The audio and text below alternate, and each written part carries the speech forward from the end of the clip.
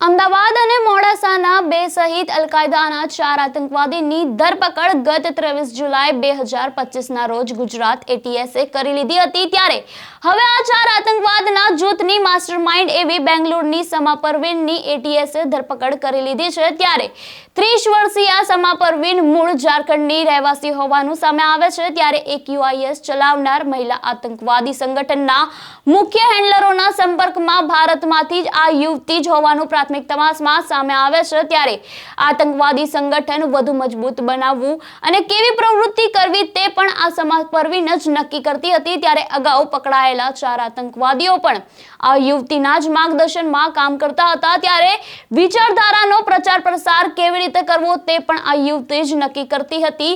ત્યારે યુવતીનો મોબાઈલ અને અન્ય ડિજિટલ ઇન્સ્ટ્રુમેન્ટ કબજે કરવામાં આવી ગયા છે। ત્યારે સમા પરવીનના મોબાઈલમાંથી 3 ગ્રુપ પણ મળી આવ્યા છે, જેમાં અનેક લોકો આ વિચારધારાના હોવાનું નક્કી થયા બાદ તેને જોડવાની કામગીરી પણ આ સમાજ કરતી હતી। ત્યારે આપનું આ સમા પરવીન અંગે શું કહેવું છે અને કમેન્ટ બોક્સમાં આપના મંતવ્ય જરૂરથી જણાવજો અને આવા વધુ સમાચાર માટે જોડાયેલા રહો નવજીવન ન્યૂઝ સાથે।